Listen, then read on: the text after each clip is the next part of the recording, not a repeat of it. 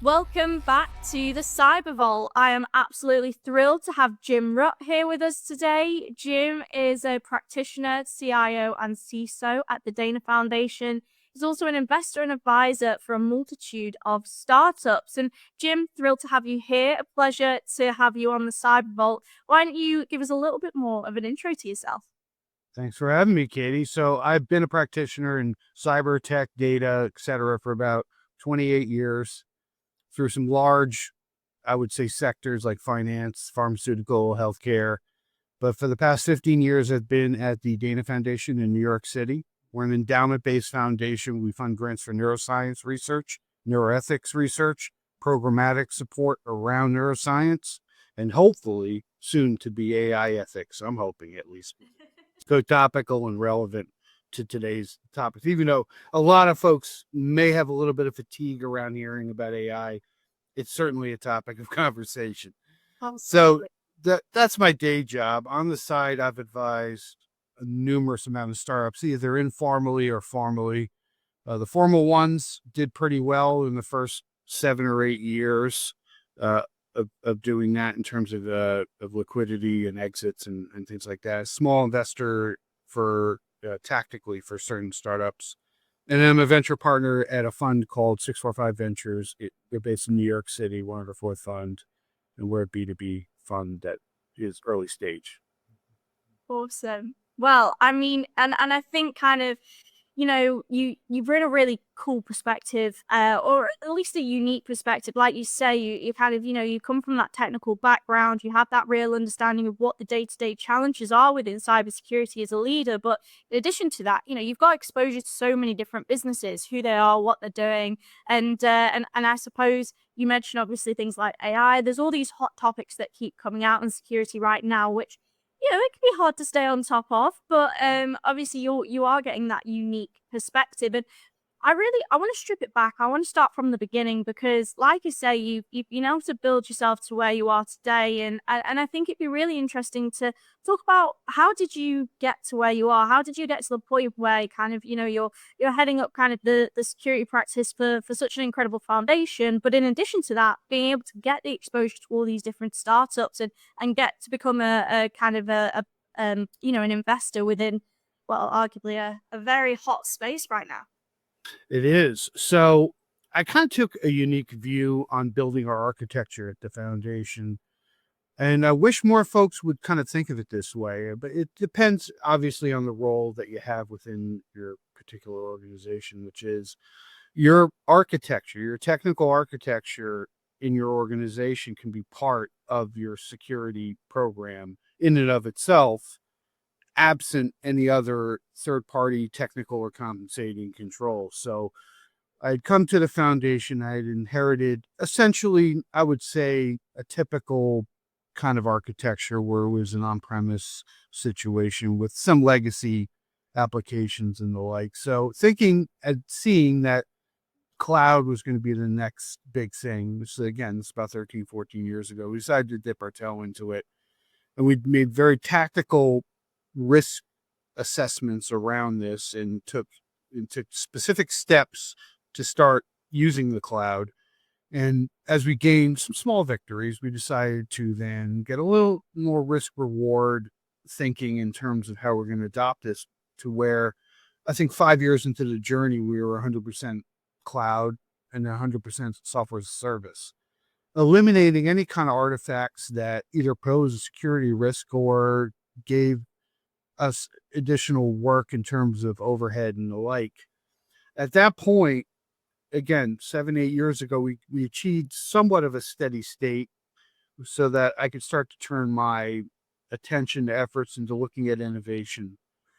And through that, we started bringing on some very innovative types of security controls for their time. I mean, at this point, they would probably be considered legacy. But through those relationships, we started building relationships with the funders of those startups, building funds. With those kind of relationships, we then started being asked to join advisory boards, which are pretty well widespread now, but kind of unique back then. And from there, we started seeing a lot of startups that wanted me to look at their solution and then possibly become an advisor. Of course, about 10 years ago, I had no idea what that role specifically meant.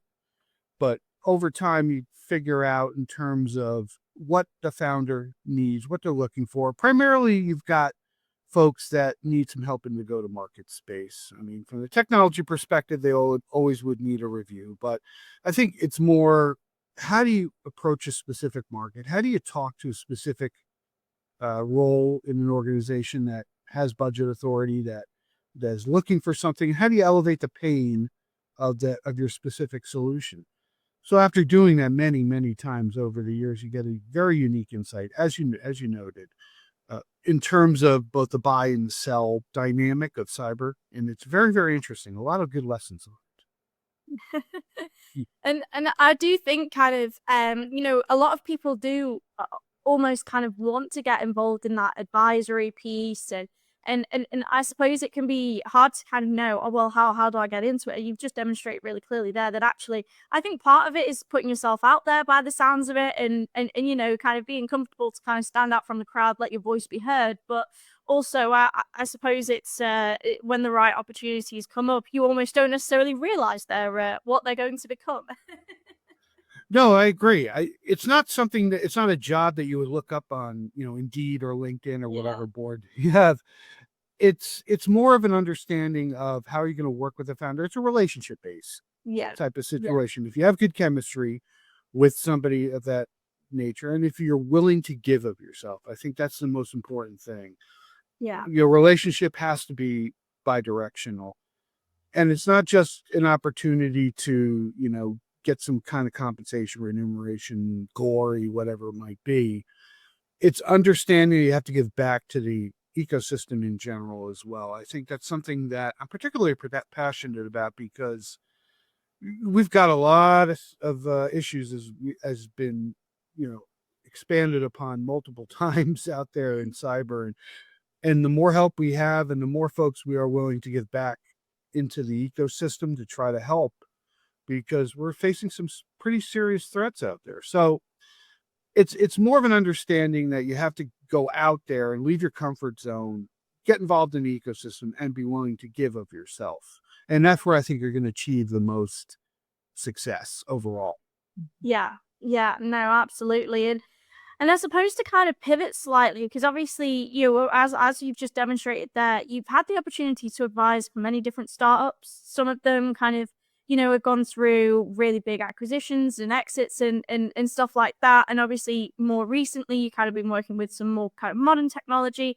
And I suppose you've had that opportunity to kind of see the life cycle or at least the transition that happens in the market. We always kind of saying how much cybersecurity is, it's so fast paced because, like you mentioned, there's constant new threats that are evolving. You got to keep up. So what do you personally see happening in the space at the moment? And maybe it could also be interesting to know what it is it about the current companies that you're advising for that maybe made them stand out and made you kind of want to step in and help.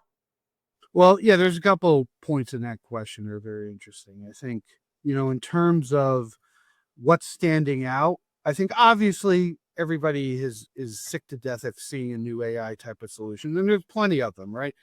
As there's been what I call like the first generation of these AI security controls, which are primarily used for generative AI or just secure an LLM or things of that nature, which there are so many of these already. It's amazing to see the proliferation of these startups, and I'm not sure there's enough.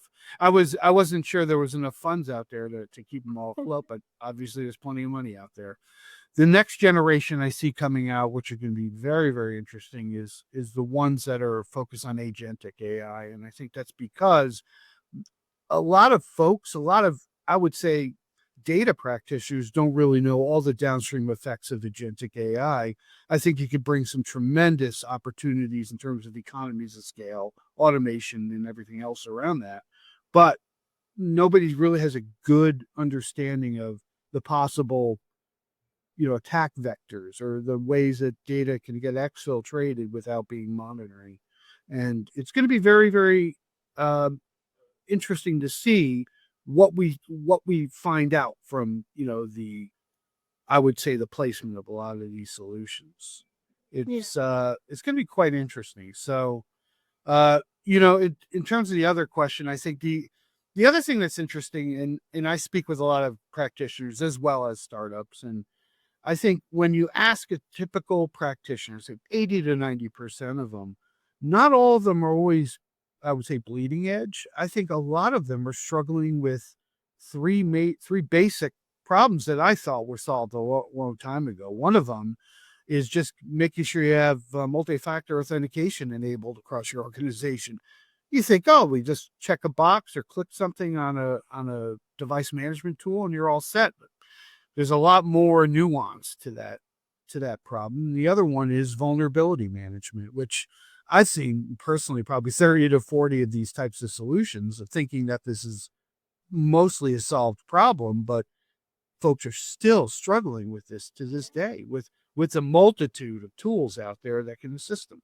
And then the last piece that they're focusing on is just the deluge of alerts from their SIM or whatever other controls, and dealing with false positive alerts, and, Yeah. and trying to narrow that down again, even before AI. And I think AI will help, but even before that, we had some great tools that were really cutting through a lot of the noise. But still, this is one of the big things that other practitioners are struggling with. Yeah, no, absolutely. And I think it's a really interesting thing that you mentioned there, because it does seem to be that despite the fact that there can be a significant amount of vendors that are kind of all doing a really similar thing, and so naturally you imagine it's a solved problem. But in reality, there's kind of seems to be an accessibility piece missing for so many kind of you mentioned like practitioners and like leaders that are kind of, I suppose, in that position of, it's that filtering out the noise piece almost, and how do you know what's right for you and who's solving the right issues. And I think kind of, it'd be really interesting to actually dive into that a little bit deeper, because like I say, as a technology leader yourself, and you obviously spend a lot of time communicating with individuals that are in a similar boat, it's everyone's grasping for your attention. Prime example being RSA the other week. You've got hundreds and hundreds of vendors on the floor, everybody wanting to be the flashiest thing, promising to solve all your problems. And that can be really overwhelming, especially if you're just like, well, I just have this problem. I don't need 500 other things solving. Can you solve this? And it's almost kind of, has, I suppose, that commercialized element to it a lot of the time. So I'd be really interested to kind of put it out there again, like, what are the key products that interest you? And it may be relevant to those three things that you mentioned yourself, or even kind of like-minded individuals that you work with. But I think the best way to look at it is, if someone's going to come knocking on your door, who do you actually want to open it up to, or what kind of products are the ones that you're going, that this is worth my time? Yeah, I think they are related to the 3 points I just made prior, but I think you're right. If you were to walk in to RSA's halls, I guess, and try to surmise what's going on here, it's almost way too overwhelming. I'd probably just turn around and walk out. It's like Along with Vegas. probably you're gambling in either way, right? So So I think every year when I see it through RSA's marketing or the result of it, I always read like the recaps from whoever was there, just out of interest. I go every once in a while, and so I've been probably 4 or 5 times in the past 10 years or what have you. And everybody's trying to coalesce around a certain theme, right? So one year it's SOC, one year it's SIM. This year, obviously, AI. AI has always been part of the marketing message. I think that's been common throughout the folks that actually exhibit on the floor. But this obviously was probably a full blast, overwhelming kind of carrying, clarion cry, whatever. Uh, so I think not worrying so much about the flash and just understanding how do you reduce risk. Our job is to reduce risk Yep. to an acceptable level as dictated by our boards or our executive committees. It's not necessarily to bring in the flashiest, controls or what have you. I think the biggest thing, like I had mentioned, agentic AI. I think there is some value around that. That seems to be very flashy. There's another term or another acronym that's floating around that's hot called NHI, non-human identities. That's just a rebranding of three other problems that have been pretty pervasive in the industry for the past however long. It's basically trying to get a hold of your API security, your secrets management, and your service Yeah. management, service controls.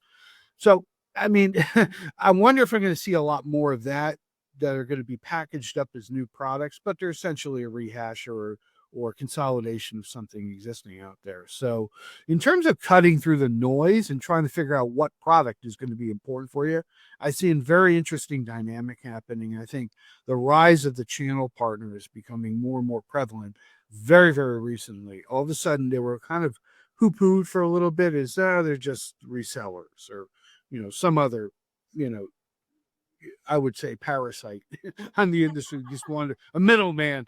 Probably not the best choice of word.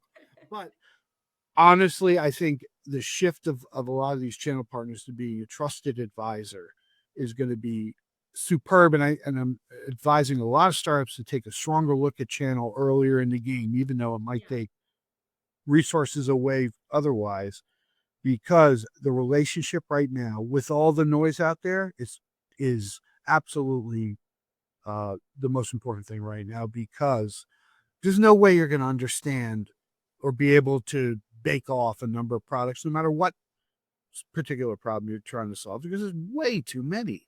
Yeah. And you always could have buyer's regret, right? You find something, and then the next week somebody comes out with something that appears to be a little more efficable for your problem, but I think the channel is going to really take a major, major piece of the cybersecurity pie, as it were, because of that. I think folks are looking for folks they can trust, especially now, to try to interpret a lot of the tool capabilities that are coming to market and the ones that have been around as well. Yeah. Yeah, for sure.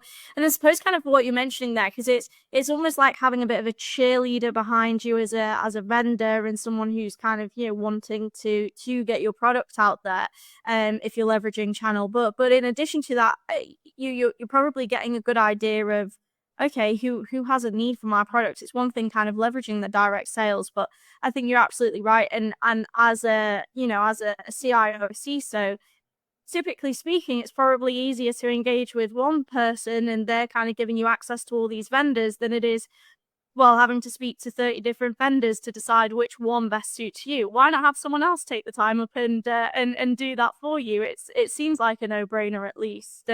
But definitely an interesting way to kind of re-pivot back to after, I think especially over the past kind of 24 months or so, where they're probably taken a pretty significant hit. Um, and I think kind of it's really interesting to kind of move into this a bit more, because what we've really been able to clarify on this call is you've really had exposure to both sides of the coin, the product, the vendor side, the practitioner side, and I think kind of, a lot of people are, especially in that more kind of the practitioner element, somebody maybe wants to get to the point of where you are today, whether they're early on in the career, maybe they're established, but they're just kind of thinking, how do I get to CIO, CISO, or how do I get to be an advisor, or this, that. And you've offered bits of advice throughout, but I'd be really interested to see what key piece of advice would you offer to somebody that was maybe in your shoes 5-10 years ago, that you think, look, this, I swear by this, this is what helped get me here today. Yeah, having like a servant type of position. I'm trying to think of a better word, but being willing to give of yourself back to the ecosystem, whether it be to these startups that are calling you or sending you messages on LinkedIn, and you're thinking, why are these people bothering me? But you have a lot to share with these folks that can certainly help. And it is a lot. I take a ton of calls a week from a multitude of sources, but practitioners looking for their next position, practitioners looking for referrals or jobs or what have you, and founders of startups, existing companies. You can imagine it spans the gamut. Yeah. So it's not always easy, but if you can find the time, give of your experience, give of your knowledge, I think you're going to get that.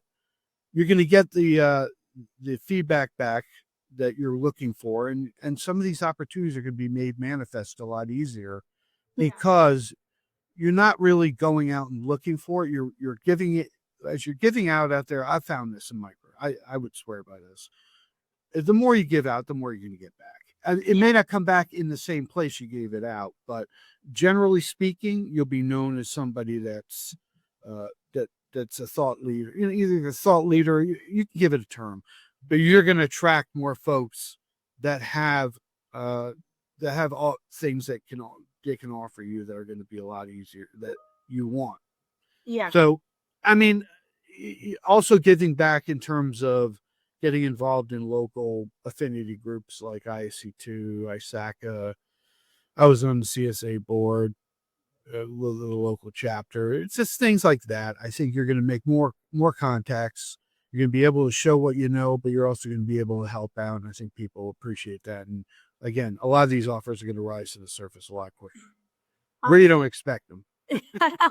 That's the joy of it, though, right? It comes when the door comes knocking when you don't expect. But I agree with what you say there as well, because one thing that I have noticed about security in general, and I talk about this a lot, and whether it's someone who's trying to get into security, accelerate their career, get access to kind of a wider network, and like it's a small community, and I think it's 100% as you say, you get back what you put in a lot of the time, and sometimes it can feel exhausting volunteering extra time or whatever it may be, and you don't always see the immediate kind of, there's not always necessarily an immediate like financial reward or something that I think a lot of people chase, but realistically, you know, your career is a long-term game. It's you know, there's so much that you get back from that investment, and sometimes it's immediate, sometimes it's 10 years down the line, and you kind of like, I can't believe what I just did 10 years ago is actually helping me right now. But it does in the small world of security. And I I kind of, to close out on, because I think,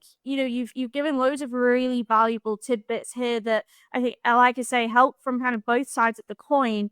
And we just kind of covered, I suppose, a piece of advice for a practitioner or something there. But you obviously offer advice for a variety of companies, and I'd be really interested to know, for anybody who's either kind of an executive leader, a leader, or kind of, you know, a founder in one of those environments, and what piece of advice do you consistently give across the board? Or is there something, I suppose, that you would kind of be like, look, this is, if you were going to listen to anything I tell you, this is what you should listen to as a product company? Oh, you set that up perfectly. So it's one overarching piece of advice, and that's to be teachable and to listen to your customer, listen to your prospects, listen to the folks that are actually dealing with the pain, listen to their feedback out there. You can just opening the floor and letting them tell you everything you need to know eventually.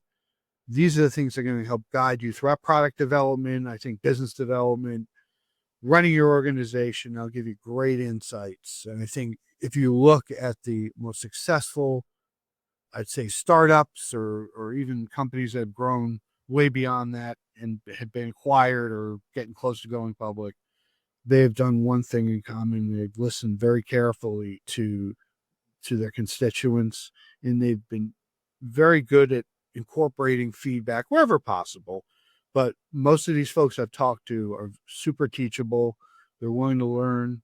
They're they're more than happy to listen to your lessons learned, whether they're pleasant or otherwise, and be able to leverage that as well. I think that's the thing that differentiates. I've met founders that thought they knew it all, and they came into a market and they thought they had everything down, and unfortunately you have to be able to take your lumps, as it were.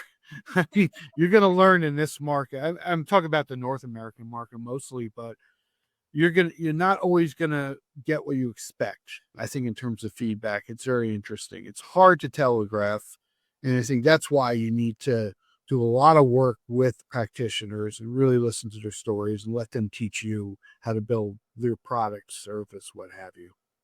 Awesome. I mean, Jim, what an amazing thing to close out on, and I think really, like I say, some really useful things that you've covered here for kind of both the product side, the practitioner side, and yeah, it's a tough market out there. It's an exciting market, but I think the biggest thing that we talk about is that how do you stand out from the crowd, or how do you filter out the noise? And I think you've given some really good takeaways for anybody who's listening along to be able to take note of. So I thank you very much for your time, Jim. It's honestly, it's been a pleasure having you on today, and yeah, it's think, like I say, some really great bits to take away. Thank you for having me, Katie. It's been a pleasure.